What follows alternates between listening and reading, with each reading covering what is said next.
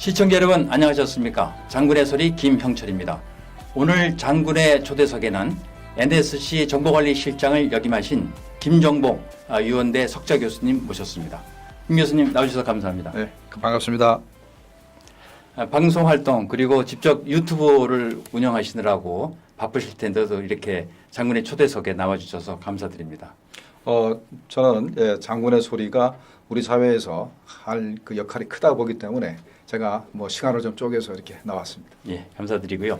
2019년 8월 대한민국 안보가 점점 위험한 상태로 빠지고 있습니다. 8월 29일이 경술 국치일인데요. 다시는 이 땅에 그런 치욕스러운 일이 있어서는 안 되겠다는 생각을 가지면서 우선 우리에게 가장 위협이 되는 안보, 북한으로부터의 위협을 한번 말씀해 주시죠. 네, 현재 북한의 군사적 위협이 우리가 감당할 수 없는 수준까지 현재 굉장히 심각한 수준까지 왔습니다. 벌써 7월 달부터 북한이 연속으로 이제 미사일을 쐈죠. 물론 5월 4일부터 쐈습니다만은 이 미사일들 자체가 우리가 요격을 하기 어려운 그런 미사일이 첫 번째가 이제 이스칸데르급 단거리 탄도 미사일을 쐈죠. 그다음에 이제 북한이 400mm 방사포를 쐈습니다. 이거를 대구경 조종 방사포를 해가지고 방사포탄을 GPS로 유도해가지고 오차가 한 10m 이내입니다. 굉장히 정확하게 쏘았습니다. 그러다가 단거리 전술 지대지 미사일을 쏘았습니다. 이거를 북한판 에이텍 힘수라 그러는데 제가 볼 때는 에이텍 힘수라기보다는 우리의 KTSSM 단거리 우리 지대지 미사일에 가깝다고 저는 생각이 됩니다. 이 부분은 제가 마지막에 다시 한번 말씀드릴 거고 이 세 가지 자체가 우리 안보가 북한의 재래식 탄두만 가지고도 우리가 굉장히 견디기 힘든 정도의 그런 무기를 개발했다 생각이 드는데 그러다가 바로 며칠 전에 북한이 초대형 방사포를 쏘았는데 이거는 구경은 정확히 모르겠습니다만 구경이 적어도 한 500mm 정도 안 되겠는가 하는 생각이 듭니다. 그렇다면 이게 재래식 탄두를 장착을 해도 우리 주요 군사기지에 엄청난 파괴력을 가질 겁니다. 이것 자체가 벌써 4가지가 벌써 단거리 4종 세트가 되는 겁니다. 이것이 벌써 우리 안보에 엄청난 영향을 미치고 게다가 북한이 지난번에 3,000톤급 잠수함을 공개를 했었죠. 그렇습니다. 김정은 위원장이 이제 부하들 데리고 시찰을 하면서 이제 내놨었는데 거기에는 이제 발사관이 3개 있지 않습니까? 북한이 만약에 핵탄두를 장착을 해서 잠수함으로 우리를 공격한다. 그러면 이것도 막 힘들어서 제가 볼 때는 한국이 요격하기 힘든 이 미사일 발사체가 5가지는 된다. 이렇게 생각이 들어서 현재 우리의 상당한 군사적인 위협이 된다 생각을 합니다. 예, 그렇군요. 그렇다면 북한이 이렇게 군사적으로 또 기술적으로 업그레이드를 하고 있는 그 목적은 뭐라고 생각하시는지요? 기본적으로 일단 군사적으로 한국을 공격할 능력을 충분히 확보를 하고 이걸로 통해서 우리 대한민국을 어떻게 자기들이 원하는 방향으로 이끌어가는 게 이제 하나고 그다음에 주한미군도 현재 굉장히 위기에 처했습니다. 그래서 최근에 주한미군이 북한의 방사포를 막기 위해서 이스라엘에서 아이언돔이라고 있습니다. 아이언돔은 고도가 4km부터 한 15km까지 이 테러 단체들, 헤즈볼라나 이런 테러 단체가 쏘는 다연장 로켓포를 막기 위해서 개발된 겁니다. 아이언돔을 이제 2개 포대를 주한미군이 현재 주문을 했고 이것이 내년 9월까지 주한미군에 배치될 겁니다. 그만큼 현재 미국도 주한미군도 상당히 현재 위기감을 느끼고 이걸 막기 위해서 노력하고 있는데 대한민국 정부는 뭘 믿고 이렇게 현재 북한과 현재 무슨 평화가 조성됐다 그러면서 북한의 공격 위협에 대해서 이렇게 무방비로 있는지 알 수가 없습니다. 정상적인 국가라면 지난번에 이스라엘 대통령이 한국에 왔을 때 이스라엘 대통령이 그때 분명히 얘기를 한 게 있습니다. 어느 국가나 자기 나라를 방어할 만한 요격 시스템을 갖출 필요가 있다라고 분명히 얘기를 했습니다. 그거는 이스라엘이 가지고 있는 3중 방어 체계 중에서 한국이 가지고 있지 않는 바로 아이언돔을 사라 이런 의미였는데 우리 정부가 무시해버렸습니다. 그렇군요. 예. 그런데 이런 상황에서 지금 한미 연합훈련 지금 중단돼 있고요. 미국 트럼프 대통령도 그런 훈련 할 필요 없다. 이렇게 공개적으로 얘기를 하고 있지 않습니까? 이것이 북한 위협과 연계됐을 때 어떤 파장이 있을 거라고 예상하시는지요? 네, 일단 한미 연합 훈련을 하지 않으면 미국은 훈련되지 않은 군대는 전선에 보내지는 않습니다. 만약에 이 미군이 계속해서 우리 한국 땅에서 훈련을 하지 못한다 그러면 훈련은 일본 가서 하게 되죠. 그러면 결국은 미국 내에서 한국에 미군을 주둔시킬 필요가 있냐 없냐 소리가 나올 겁니다. 그렇게 되면 한반도에서 주한미군이 철수할 수 있는 그런 가능성이 있기 때문에 북한이 노리는 게 바로 그런 겁니다. 연합훈련을 하지 말라 소리 하는 것은 결국은 미군이 나가라 하는 그 다른 그런 표현 중에 하나인데 현재 문재인 정부가 자꾸 거기에 맞장구를 치면서 그 훈련을 자꾸 축소하고 안 하려고 하고 있고 또 트럼프 대통령도 돈 든다 그러면서 자꾸 연합훈련을 안 하려고 하기 때문에 현재 문재인 대통령과 트럼프 대통령에 의해서 현재 한국의 안보가 상당히 지금 위기 상황으로 가고 있다라고 저는 판단하고 있습니다. 예.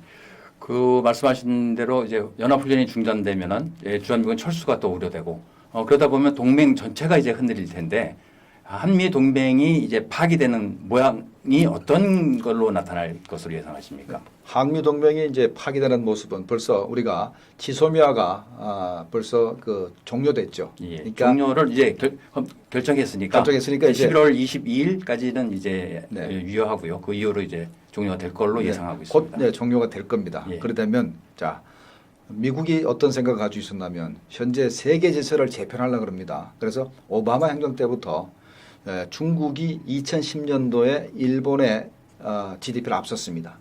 원래는 좀 더 시간이 더 길 줄 알았는데 2010년도에 일본의 GDP를 앞서가지고 미국이 깜짝 놀랐습니다. 그러면서 미국이 들고 나온 게 피벗 투 아시아, 그러니까 아시아 재균형 정책, 그다음에 아시아 중시 정책으로 이제 돌고면서 리밸런싱 소리를 합니다.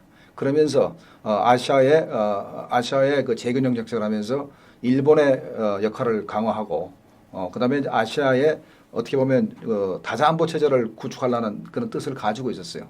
그러다가 이제 트럼프 행정부가 들어섰는데 트럼프 행정부가 들어서서 국가 안보 전략 보고서가 예. 재작년 10월에 나왔고 그다음에 작년 1월 달에 핵태세 보고서가 나왔습니다.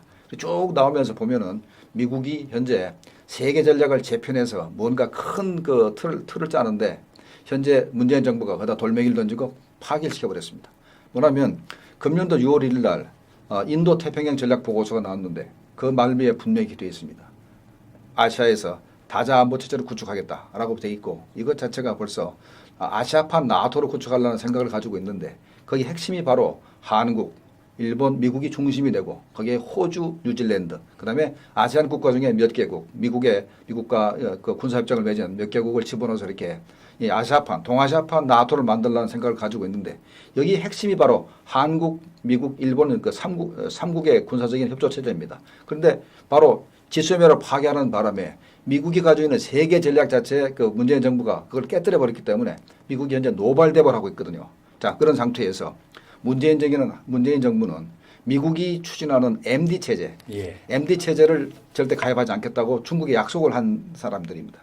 2017년도 맞습니다. 5월 달부터 예. 무슨 특사를 보내면서 MD 체제를 가입 안 했다면서 이제 11월 달에 가서 완전히 MD 체제를 가입 안 했다가 스리노우를 약속을 합니다. 스리노우를 약속을 그때 했거든요. 자, MD 체제 가입 안 한다고 했고 그다음에 인도 태평양 전략을 미국이 추진하면서 거기에 한국이 들어오기를 정말 고대를 하는데 그것도 가입을 안 했죠. 그다음에 이제 사드를 한국에 배치했는데 이거는 어떻게 보면 주한미군도 보호를 하지만 한국을 방해하기 위해서 사드를 배치했는데 아직까지도 황금 영향 평가를 하면서 확답을 주지 않고 있습니다. 그래서 이게 아직까지 임시 배치가 되는 게 아니거든요. 특히 사드 문제는 지금 미군들이 출입 제한이 돼가지고 우리 NGO 단체에 의해서 헬기로 왔다 갔다 이송을 한다는 그런 정보가 있습니다. 맞습니다. 헬기도 좀 옮기는 것도 힘들지만은 예. 거기에 있는 부대 시설들, 숙소나 이런 것들이 아직까지 제대로 마련되지 않았기 때문에 화장실, 뭐 숙소 이런 것들이 전부 다 미비해서 현재 미군들이 상당히 고통을 겪고 있기 때문에 주한미군 사령관 에이브람스 주한미군 사령관이 와가지고 제일 먼저 요구한 게 바로 사드 문제 관련해서 좀 해결해 달라라고 한국 정부에 요구했었습니다. 예, 예. 좀 전에도 말씀하셨지만 지소미아 문제, 지난주에 우리 정부가 지소미아 연장을 이제 중단하는 파기 결정을 내렸습니다. 지소미아 파기에 또 관련된 말씀을 좀 해주시죠. 네, 지소미아 파기를 단순히 일본 관계 봐서는 안 됩니다. 제가 볼 때는 북한이 벌써 2012년부터 우리가 한국과 일본이 지소미아를 체결할 동향을 보였습니다. 그때부터 북한이 노동신문이나 우리민족주의 이런 대선전 매체를 통해서 강력히 반대를 했습니다. 이것이 지소미아 자체가 일본의 우리 한반도 재침에 다리를 놓는 것이다. 교량을 놓는 것이다 하면서 엄청 비난했고 이것이 2016년 11월 달에 이제 체결이 되지 않습니까? 예. 체결된 이후에는 이걸 반드시 폐기해야 된다고 주장을 해왔는데 제가 볼 때는 우리 문재인 대통령이 여기에 동조한 아닌가라는 생각이 듭니다. 왜냐하면 한국과 일본이 힘을 합쳐서 북한 체제를 붕괴시키려고 그런다. 그러니까 북한에 대한 체제 보장을 하기 위해서는 한일 관계가 악화돼야 되고 지소미아가 없어야 된다는 생각을 가지고 있는 것 같아요. 이 양반이 최근 들어서도 평화경제라 그러면서 3번씩 얘기를 했거든요. 그렇습니다. 미국한테 네. 아니, 북한한테 그렇게 모욕을 당하면서도 평화경제를 얘기하고 거기에서 통일을까지 얘기합니다. 통일까지 얘기합니다. 네. 그때 평화경제를 얘기하면서 통일을 얘기하고 그러면서 지소미아를 바로 파기하고 하면서 이제 뭔 얘기를 한다면 어떠한 그 외부적인 위협에도 흔들지 않는 나라를 만들겠다라고 하면서 그러니까 미국이나 일본과 상관없이 어떤 그 남북한의 협조에 의해서 흔들리지 않는 나라를 만들겠다고 한 결과가 자체가 바로 지소미아 파기라고 생각을 합니다. 그런데 여기 이제 파급 영향이 굉장히 크죠. 일본과의 뭐 문제는 앞으로 독도 근처에서 아마도 상당히 이제 그 충돌이 있을 겁니다. 물론 뭐 서로 미사일을 쏘거나 이런 벌어지지 않을 것 같습니다만 우리가 지난번에 봤지 않습니까?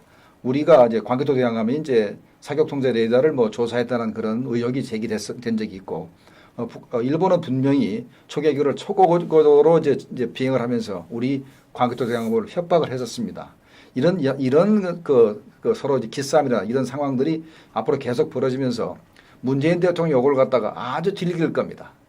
반일 감정을 이렇게 고취시켜서 얘네 총선에 활용하고 또 아베는 요걸 갖다가 헌법 개정을 통해서 이제 일본이 보통국가로 갈 수 있고 군사력을 증강할 수 있는 쪽으로 이제 가지고 가기 때문에 문재인 대통령이 노린 것이 바로 아베하고 문재인 대통령이 서로 윈윈하기 위한 것이라는 게 하나고 그다음에 문제는 이 지소미아가 아까도 좀 아까 얘기했습니다.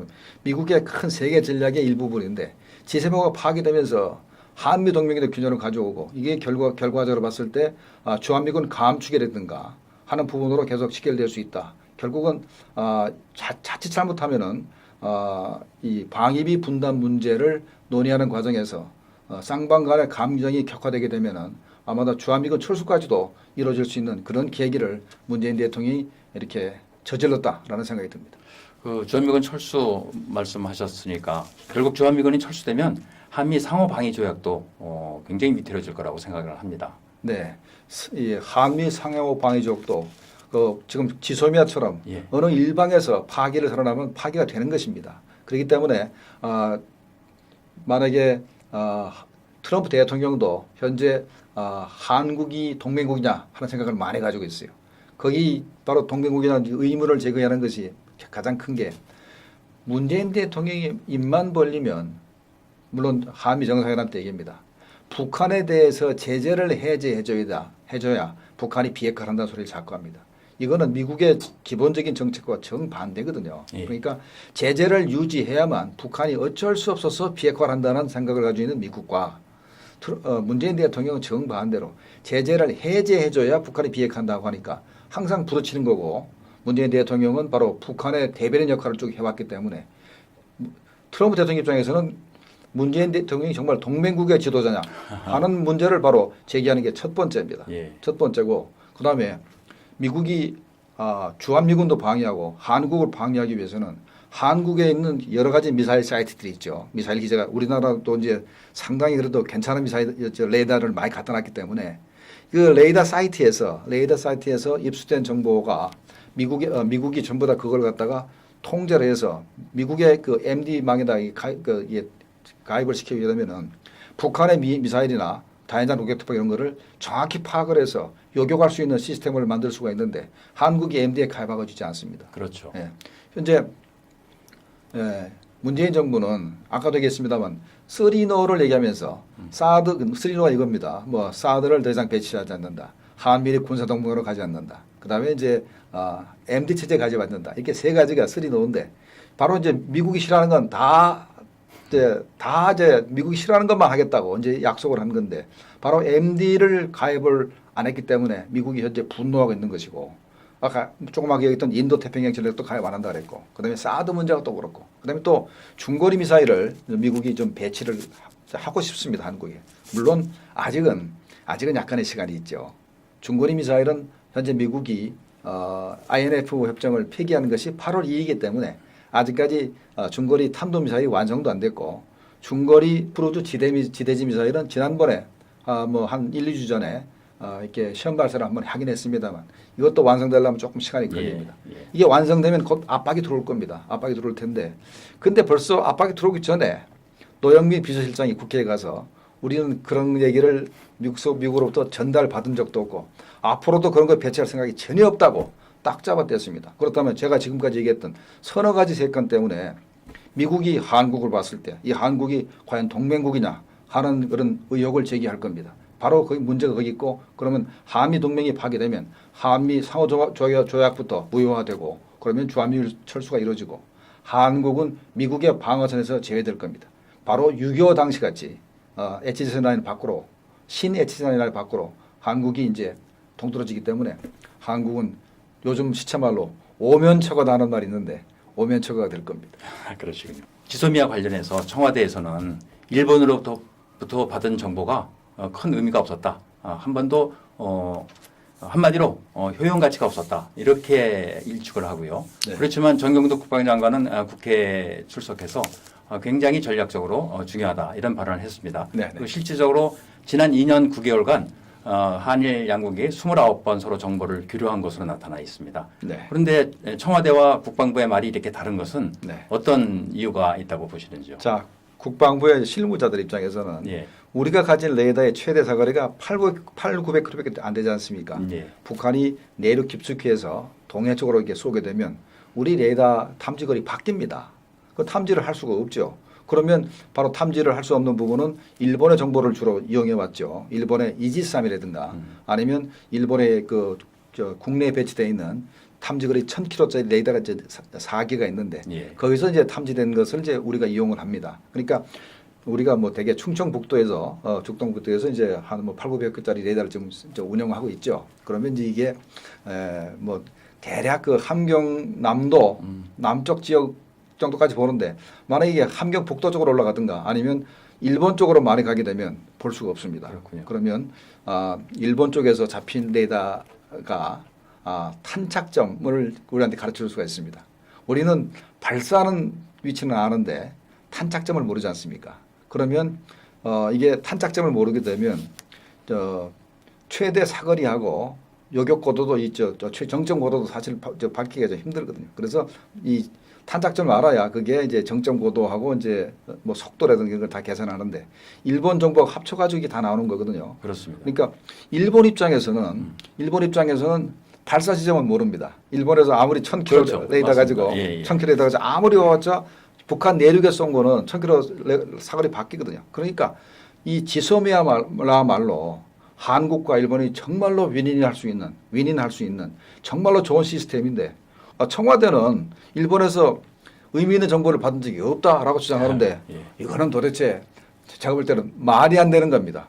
하기사 청와대 입장에서야 군대 실무자들이 아니니까 아무 상관이 없겠죠. 그러니까 자기들은 쓸모가 없다고 생각할지 모르지만 군 입장에서는 굉장히 기묘한 정보입니다. 군에서 정보를 취합할 때는 일본에서 준 정보를 합해가지고 정보를 만들어서 청와대를 보고하면 청와대에서는 국방부에서 했나 보다 이렇게 생각하는 NSC에 근무하셨으니까 그 부분도 잘 아시겠네요. 그렇죠. 자, 예. 대개 보면은 이 대통령 보고서나 이거는 굉장히 압축돼 있습니다. 그렇죠. 보통 한 쪽짜리로 네, 이렇게 만들죠. 압축돼 있기 때문에 이 정보가 어디서 왔다 소리를 할 수가 없어요. 또 출처도 보호를 해야 되고요. 그렇죠. 그래서 판단하는 그 결과만 게 보고가 맞습니다. 되지 예. 중요한 얘기들 출처가 어디서 나왔다는 이런 얘기를 안 쓰게 됩니다. 안 쓰게 되기 때문에 그 일본에서 들어왔는지 미국의 정보인지 이걸 모르기 때문에 아마 청와대에서 그런 황당한 소리를 했다 저는 생각이 듭니다. 예. 그런데 요즘 가장 국민들이 관심이 있는 것이 조국과 지소미아입니다. 네.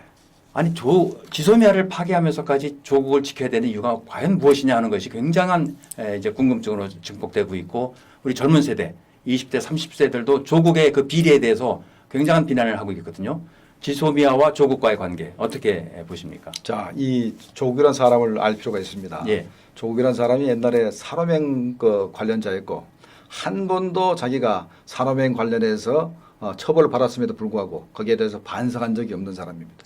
그러면 산업행 사건을 설명을 해야 되는데 이게 남한 사회주의 동맹 사건입니다. 이거는 수백 명이 대한민국 체제를 전복을 하고 사회주의 국가를 만들기 위해서 지하당을 조직하는 사건입니다. 그래서 사회주의 혁명 지하당을 조직했다가 이것이 한 2년 정도에 걸친 긴 시간 동안에 수사를 받아가지고 결국은 한 40여 명이 실형을 받고 예. 140여 명이 지명수배됐던 그런 큰 사건입니다. 큰 사건인데 그때 이제 백태용이라든가 그다음에 박노해 필명이 박노해지만 이름 본명은 박기평입니다. 이런 사람들이 전부 다 구속됐고 뭐 10여 년 동안 형을 이제 살다 나왔는데 이 조국이라는 사람도 그때 연루돼서 제가 실형을 받은 걸로 알고 있어요. 네. 이 조국이라는 사람이 그러면 반성을 했으면 우리가 의심하지 않습니다. 그러니까 이 사람이 생각 자체가 사회주의 세상을 꿈꾼다는 생각을 가지고 있고 만약에 자기가 법무장관이 되면은 문재인 대통령이 이 사람을 법무장관 써야만 되는 것이 예. 현재 평화경제를 만들기 위해서 남북한 교류협력도 해야 되고 그러면 국가보안법도 철폐해야 되고 그다음에 이 자유민주 체제를 수호하려고 하는 그런 법규 때문에 남북한 교류협력을 못하는 부분이 있는데 그렇겠죠. 그런 법률적 해석 문제에 있어서 법무장관을 내세워 가지고 친북적인 활동을 마음대로 할 수 있게 이런 현재 이 끝까지 문재인 대통령이 이 조국이라는 사람을 법무장으로 임명하려고 현재 정말로 온갖 수를 좀 다 쓴 거로 저는 생각을 합니다. 결론적으로 말씀드리면 고려연방제 그리고 사회주의 혁명의 완성을 위해서 조국 같은 법률 전문가가 기술자가 꼭 필요하다는 말씀이 되겠고요. 맞습니다. 이 연방제 얘기가 나왔지 않습니까? 예, 예. 이 연방제를 하려 그러면 전제 조건이 북한이 내세우는 게 여러 가지 있습니다만 가장 중요한 게 두 가지입니다. 예. 일단 국가보안법을 철폐해야 되고 그다음에 주한미군을 철수시켜야 됩니다. 자, 국가보안법을 철폐를 해야 되는데 이게 의회에서 3분의 2 의석이 돼야 이 철폐가 되거든요. 그런 자기들이 3분의 2 의석이 안 되니까 어떻게 합니까? 국가보안법을 무력화시키는 겁니다. 그러니까 북한 체제를 고무하고 찬양하고 하는 것을 우리 검찰에서 기소를 해야 되는데 기소를 하지 않습니다. 대표적인 예가 작년 연말에 김정은이가 서울에 온다 그랬지 않습니까? 예. 서울에 온다 그래서 그때 온갖 단체들이 나타나서 종북 단체가 나타나서 백두칭송위원회, 꽃길맞이 환영단, 뭐 위인맞이 환영단 이런 걸 만들어 가지고 그때 한 최소한 7개 단체가 그렇게 만들어졌습니다. 그거 전부 다 보안법 위반으로 어떤 단체에서 고발을 했어요. 고발을 했는데 검찰에서 수사를 안 합니다. 기소도 하지 않고 이것 자체가 벌써 문재인 정부가 벌써 국가보안법을 무력화시키려고 마음을 먹고 있고 실제로 무력화됐습니다. 지금 광화문 사거리에 나가 보면은 온갖 단체가 나타나서 양키 고홈 주한미군 철수하면서 주한미 대사관을 이 포위를 하고 밤새도록 소리칩니다. 그래도 누구나 경찰에 제지하는 사람이 없어요. 어떻게 보면은 벌써 보안법이 벌써 사실상 무력화됐다는 게 하나고, 자 그럼 한개 전 정권은 끝났습니다. 이 주한미군 철수 문제인데, 이 주한미군 철수 문제는 아까도 얘기했지만 현재 북한의 온갖 그 공작과 이 정부가 미국과의 관계를 격화시키면서 한미 동맹을 파괴하고 주한미군을 철수하겠다는 의지를 가지고 있습니다. 그 시작이 바로 아마도 전작권 환수가 될 것이고, 전작권 환수만 되면 그 다음부터는 주한미군 철수를 하려고 본세가 드러날 겁니다. 아직은 그 말 입 밖에도 안 내죠. 알겠습니다. 며칠 전에 공병호 TV에서 공병호 씨가 바로 이런 조국을 등용하는 것이 임명하는 것이 이런 법률적인 완성을 하기 위한 것인데 이것은 바로 대통령 탄핵 사유가 된다고 아주 분명하게 밝혔습니다. 저희 대한민국 수호 예비역 장성단도 그런 입장은 뭐 똑같고요. 앞으로 만일 11월 22일까지 이 정권이 지소미아 파기 결정을 처리하지 않으면 저희들은 정권 퇴진 운동에 돌입하기로 선언을 했습니다. 네, 저는 그분에 대해서 정말로 정당하다 생각을 하고 예. 저도 뭐 가능하면 미덕이나마 보탤 생각이 있습니다. 그것이 헌법이 보장한 국민의 저항권 아니겠습니까? 네, 맞습니다.